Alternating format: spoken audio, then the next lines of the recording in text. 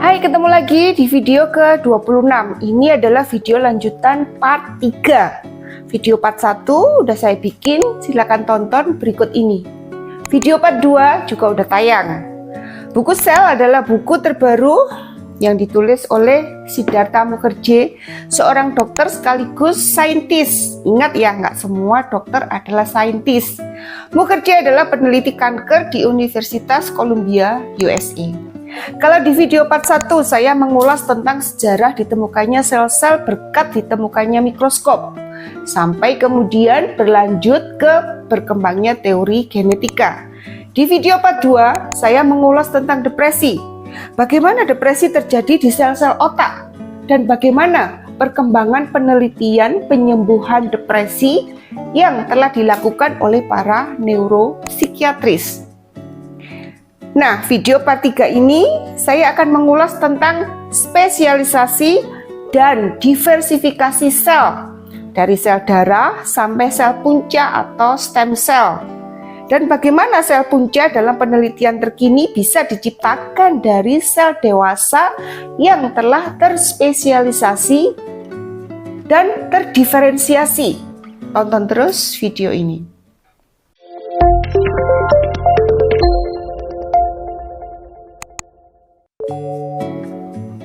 Tujuan sel di organisme multiseluler bukanlah untuk eksis atau hidup sendirian.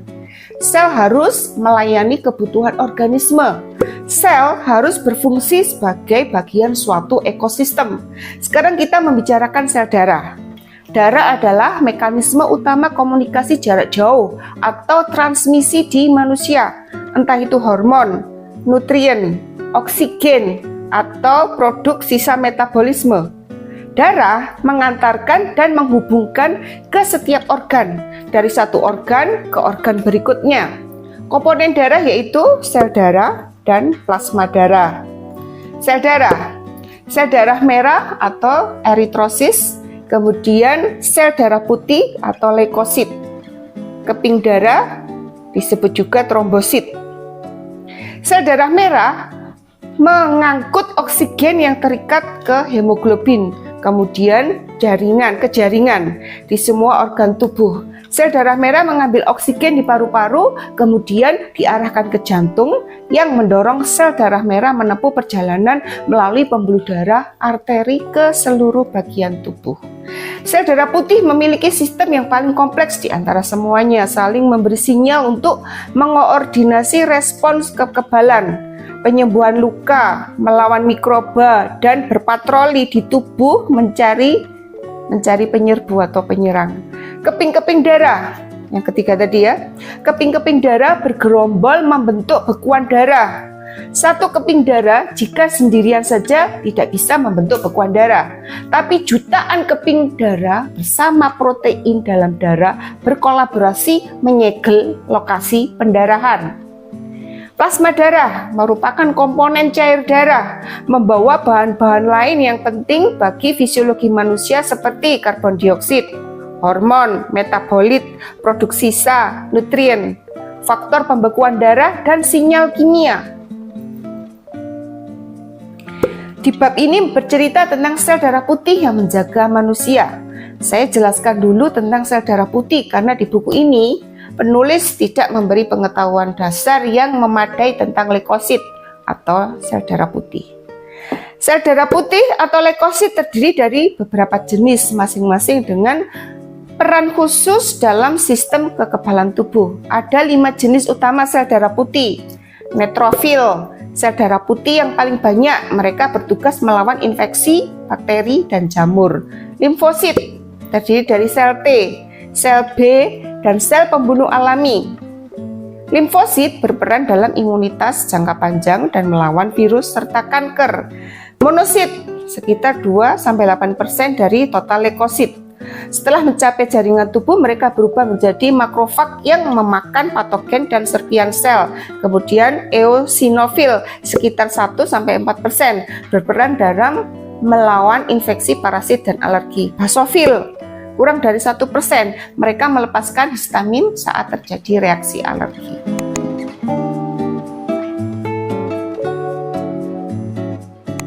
Limfosit yaitu sel B dan sel T memainkan peran sentral dalam respons terhadap kekebalan tubuh. Mereka bertanggung jawab mengenali antigen, menghasilkan antibodi, membunuh sel yang terinfeksi, dan menyimpan memori imunologis untuk memberikan perlindungan jangka panjang terhadap penyakit.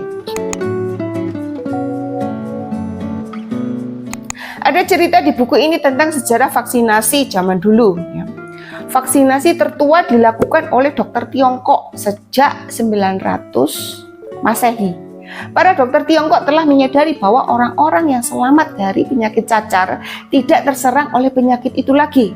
Dokter-dokter itu kemudian memanen koreng cacar dari pasien, menggilingnya sampai jadi serbuk kering dan halus, dan menggunakan pipa perak panjang sebagai alat untuk meniupkan serbuk tadi ke dalam hidung anak-anak. Vaksinasi yang dilakukan kala itu punya risiko untuk membuat orang sehat jadi sakit. Jika serbuk tadi mengandung banyak virus, jika dosisnya tepat, anak tadi akan kebal terhadap cacar seumur hidup, atau paling tidak akan terserang penyakit yang lemah dengan lokasi terbatas. Dr. Mukherjee menceritakan perkembangan bagus di risetnya tentang sel T yang direkayasa untuk mengejar dan memakan sel kanker. Tak lama lagi pada masa depan, ilmuwan belajar cara mengatur aktivitas sel sistem kekebalan bawaan untuk melawan sel kanker. Memenangkannya andai terjadi penyakit autoimun, meningkatkannya untuk menciptakan vaksin generasi baru melawan patogen. Betapa masih muda biologi sel sebagai cabang ilmu, tergambar dari fakta bahwa fisiologi salah satu sel paling penting masih merupakan misteri sampai akhir tahun 1970-an. Sel T ditemukan baru sekitar 50 tahun yang lalu. Bila sel B menghasilkan antibodi untuk membunuh mikroba, apa yang dilakukan sel T? Penelitian tentang bagaimana sel T mengenali musuh dan bagaimana kerja sel T kalau terjadi infeksi adalah penelitian yang panjang. Sel T punya dua musuh, di dalam dan di luar. Di luar musuhnya adalah bakteri dan mikroba yang mengambang di luar sel. Sementara musuh di dalam adalah virus yang tertanam dan hidup di dalam sel. Sel T ini sangat pintar. Dari riset para ilmuwan dapat disimpulkan bahwa sel T bisa mengenali sel-sel yang terinfeksi virus bila sel-sel itu berasal dari tubuh kita, bukan tubuh orang lain. Sel T bisa mengenali sel-sel yang terinfeksi virus atau bakteri. Bila kesimpulan tadi salah satu benar, sel T akan membunuh sasarannya. Sel T telah berevolusi untuk mengenali diri, mengenali sel tubuh sendiri. Ilmuwan mempelajari bagaimana sistem kekebalan tubuh bisa diajari untuk mengenal patogen-patogen yang paling jahat. Sepertinya baru kemarin kita dihajar oleh pandemi COVID, oleh virus SARS-CoV-2. Pandemi mendorong ilmu imunologi tapi juga mengungkapkan jurang menganga di pemahaman kita tentang virus SARS-CoV-2. Ahli imunologi dan virologi dengan bekal puluhan tahun penelitian mengenai dasar biologi sel dan kekebalan mengembangkan berbagai vaksin dalam jangka waktu yang sangat cepat, memecahkan rekor. Mereka menggunakan pengetahuan yang telah didapat selama puluhan tahun mengenai bagaimana sel-sel kekebalan mendeteksi protein asing dan mencegah infeksi.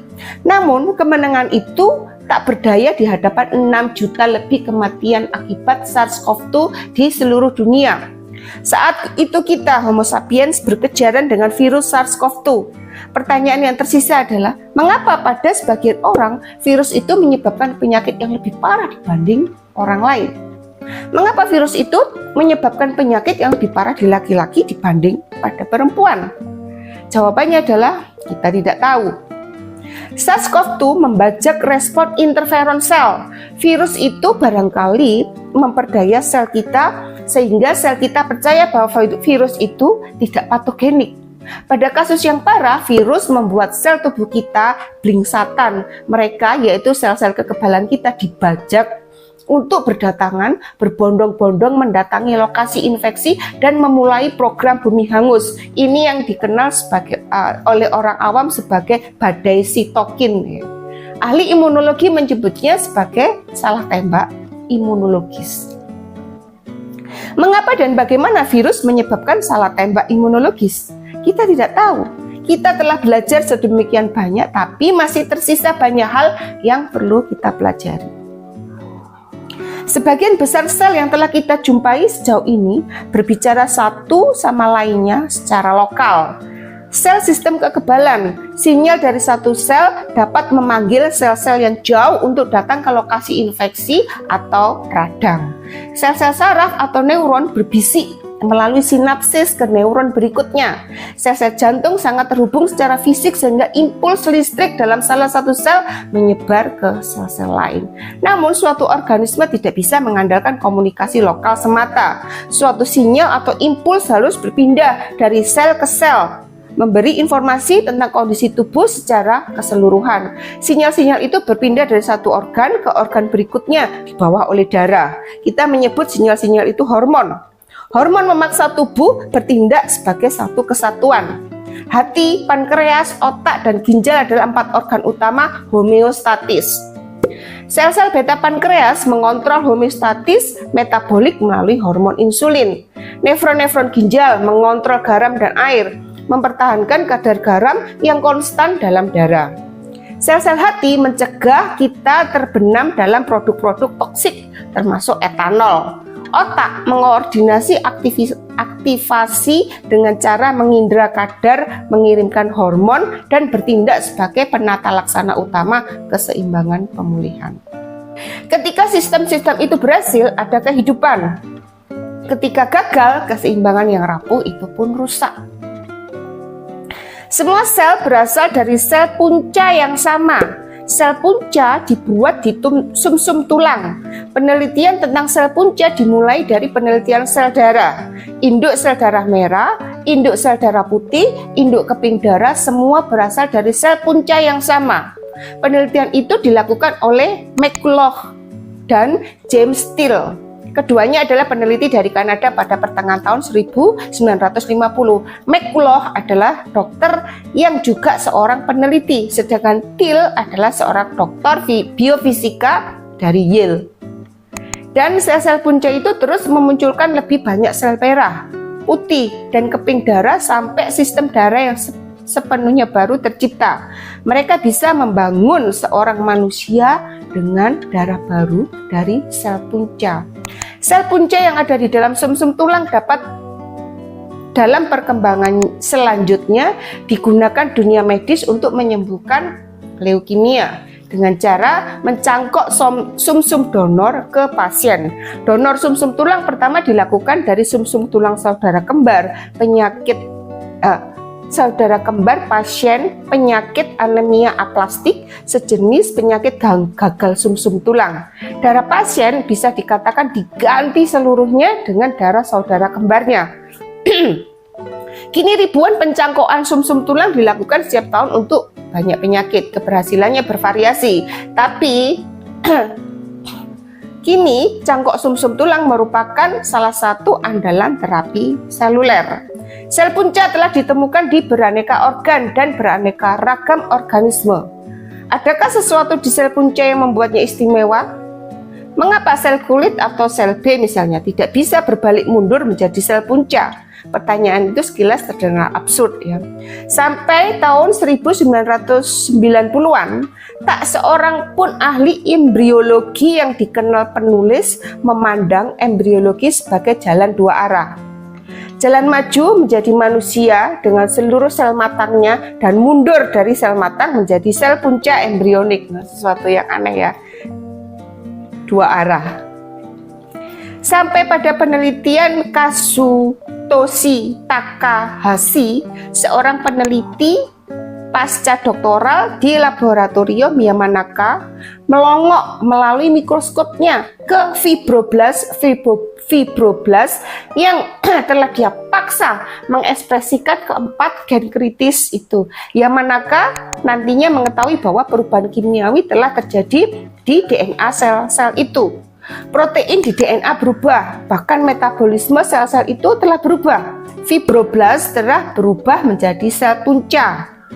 Yamanaka telah membuat sel punca dari fibroblast, suatu transisi yang tadinya dianggap mustahil di biologi. Kini kita mengetahui beberapa informasi tentang sel punca. Mari saya perjelas lagi pembagian sel punca.